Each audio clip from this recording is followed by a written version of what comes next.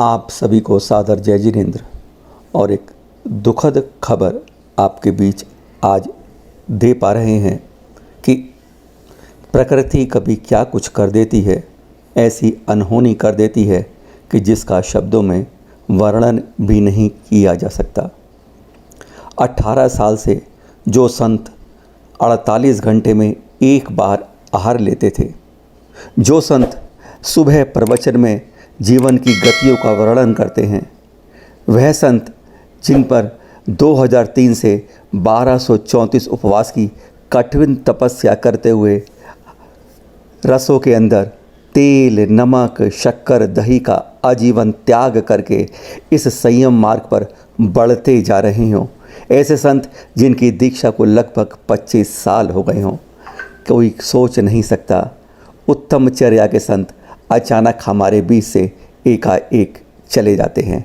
वह असमय मृत्यु कोई देवलोक गमन नहीं, किन कारणों से वह अपने को कहते हैं अपने आप एक हत्या का स्वरूप लेकर चले देते हैं।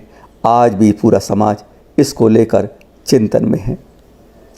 गणाचार्य श्री विराग सागर जी के शिष्य आचार्य श्री विमद सागर जी, जो लगभग 10 मार्च को इंदौर आए थे, लॉकडाउन के कारण यहीं रुक गए और इंदौर के गुमास्ता नगर में उन्होंने चतुर्मास कर विभिन्न मंदिर करते हुए वह नंदा नगर कुछ दिन पहले पहुँचे थे।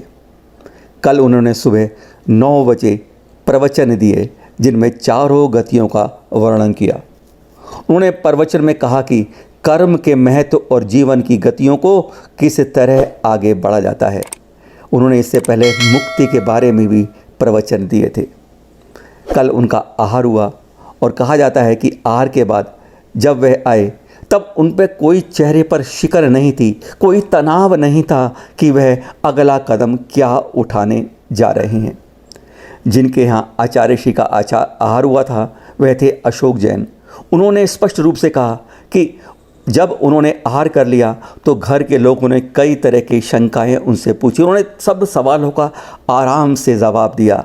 इस दौरान उन्होंने ऐसा कोई तनिक आभास नहीं लगा कि उनके अंदर कोई तनाव है, कोई टेंशन है, पर ऐसा गति में क्या लिखा था कि पता नहीं चला। दोपहर के समय जब वह समाई के लिए कमरे में पहुँचे तो उसके बाद क्या हुआ यह कोई सोच भी नहीं सकता। जो दूसरों का तनाव दूर करता था वह अचानक ऐसा कदम कैसे उठा सकता है, किसी को यह समझ से बाहर है। जांच अधिकारी जो पुलिस के हैं वह जानकारी से बताते हैं कि विधिवत हमने एफएसएल अधिकारी को और बाकी जांच हमने हमारी प्रारंभ कर दी। इसमें एफएसएल अधिकारी भी आके अभी प्रथम अपनी जांच करके चले गए हैं। अभी हमने जो है मुनीश श्री का जो शरीर है वो हमने अभी पीएम के लिए वहाँ पर पहुँचाया। बेसिक फॉर्मेलिटीज़ पीएम के बाद ही पता। आहार के बाद आचार्य श्री 1 बजे के लगभग समाई के बाद कमरे में चले गए थे। 2:30 बजे तक कमरे से नहीं आए। नॉर्मली वह 2 बजे तक कमरा खोल देते हैं। सेवादार ने 2:30 बजे के बाद कमरा खटखटाया, दरवाज़ा नहीं खुला। अब वह परेशान हुआ तो उसने ऊपर से झांक कर कमरे में देखा तो उसके होश उड़ गए। आचार्य श्री फंदे से लटके हुए थे। समाजजनों को सूचना दी गई, लोग हैरान थे। वह तुरंत वहाँ पहुँचे और आचार्य श्री को फंदे से नीचे उतारा। पुलिस ने पार्थिव शरीर को एमवाई ले गई, जहां पर समाज की अनुमति से रात को ही पोस्टमार्टम किया गया है। आचार्य श्री नंदा नगर में 3 दिन से यहां रुके हुए थे।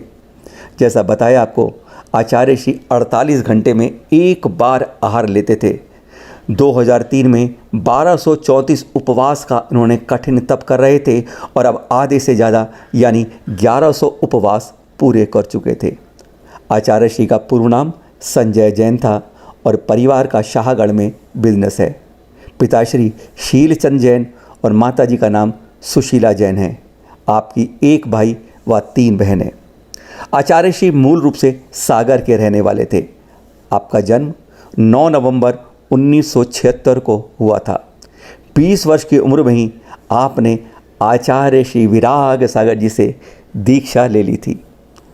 अब सवाल यह भी उठता है, जो कि एफएसएल रिपोर्ट के एक्सपर्ट हैं डॉक्टर BL मंडलोई, वह कहते हैं कि परिस्थितियां जो है खुदकुशी की ओर इशारा कर रही हैं, क्योंकि सवाल यह भी हो रहा है क्या यह हत्या थी या आत्महत्या। अंदेशा यह हो रहा है कि आचार्य श्री नायलॉन की रस्सी लेकर कमरे में गए थे, वहाँ रखी टेबल पर चढ़े और पंखे से फांसी लगा ली। गले में भी रस्सी से लटकने के निशान स्पष्ट मौजूद थे।